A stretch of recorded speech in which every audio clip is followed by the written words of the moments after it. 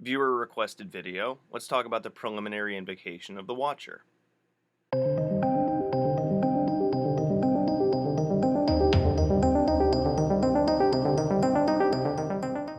So in setting up your ritual space for the Watcher, you're going to need flour, you're going to need your Watcher bowl, which is a new bowl that you are going to use for for the purposes of summoning the Watcher. It's going to be its Agamasaratu.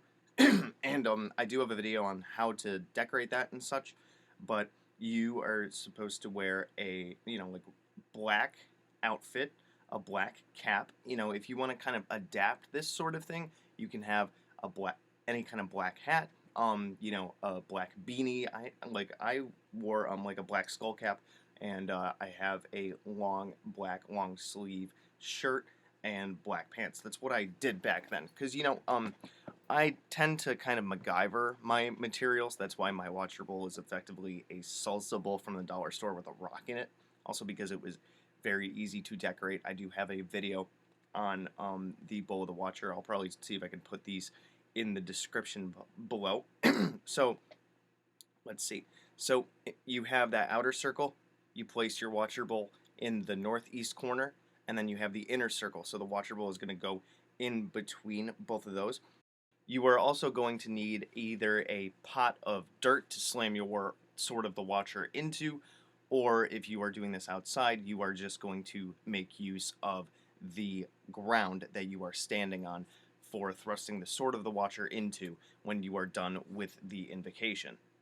It says that it has to be done in the darkest hour of the night. Depending on where you are, you can find out when that is. It's not exactly going to be midnight. It's basically between midnight and 3 a.m. It does talk about 3 a.m.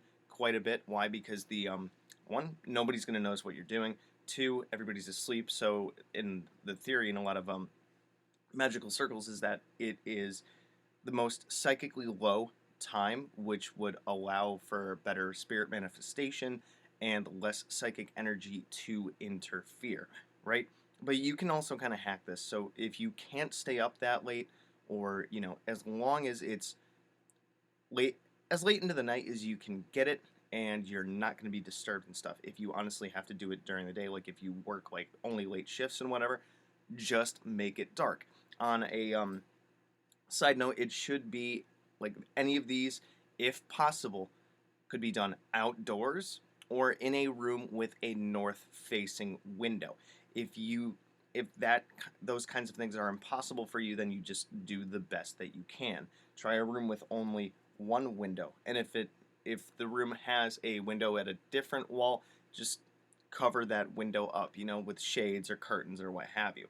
You're also going to need your Sword of the Watcher, which you design using the different scripts that you can find on two of the pages in the book. I'm kind of not going to give that as a dead giveaway, but there are two pages that you can see a random script on that are throughout the book, and you have the aura and the bandar, and then the rest of that script. I do have a like an artistically rendered design drawing of the Sword of the Watcher, so you can kind of inquire about that, or you can design it yourself. Try to figure it out yourself first, just I gotta give people a little bit of a challenge, right? So, you have all that set up, and what you really want to do is you want to get into that meditative space. You want to get into that calmness of the mind, and your intention is to call upon your personal Watcher. So, as Aramana Sul and I discussed on my latest live stream with the Black Tower, your idea is you are going to invoke your personal Watcher. The idea that everybody has their own Watcher. Your personal energy and who you are is going to call out and resonate with with one of the Watchers of the race of Watchers that closest resembles your energy, and you are going to invoke them and then kind of make this tit for tat back and forth deal where you honor them and you give them sustenance, and then they protect you. And the preliminary invocation of the Watcher does not call specifically for any offerings. I would go with your intuition on this one. You know, it doesn't even talk about having any incense burners or anything, and it doesn't even discuss having any candles. The idea is to be absolutely in silence and in the dark. So this causes some sensory deprivation, and given that you're in a meditative state and you have the intention of invoking the Watcher that most closely resonates with you, then when you do the preliminary invocation, which it does not even discuss, um, doing the raising the sword up and then plunging it into the dirt, but the idea is to have the Sword of the Watcher in your projective hand. So, for like left-handed people, it's the left hand. For right-handed people, it's the right hand. If you want to go with the old traditional stuff, left is receptive, right is projective. So, really kind of depends on your preference there. If you're a hardcore traditionalist, regardless if you're left-handed or right-handed, you would use your right hand. Or if you're more just kind of modern like me and you understand the difference between the two, because like I got a disability over here, so of course my projective hand is my left hand.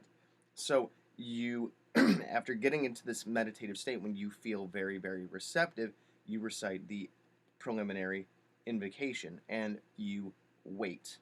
You know, if you don't get a response after you do the preliminary invocation, then I would definitely sit and give it a while and see if you hear anything. Go with your intuition on this one, but really just try to be open and receptive. And even in my experience, I don't think that I felt that much. I mean, this was years ago when I did the preliminary invocation, because I was working my way through the book and all this stuff. But I would trust that the connection was made, and then that connection will build over time when you invoke your Watcher again and again and again and again and again.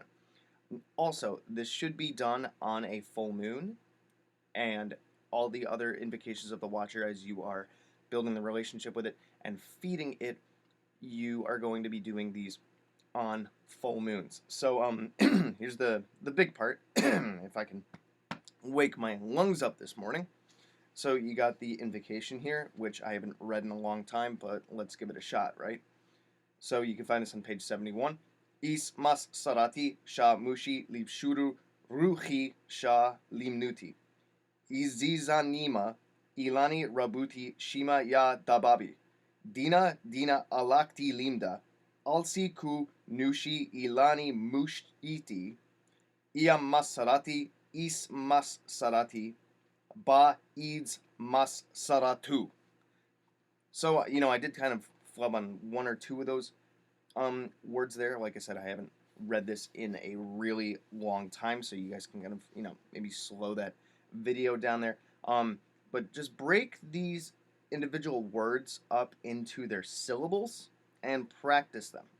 Read this several times very slowly. But when you do the invocation, you make this calling, get really centered, get really calm, get some gusto, get that idea of I am calling to my Watcher.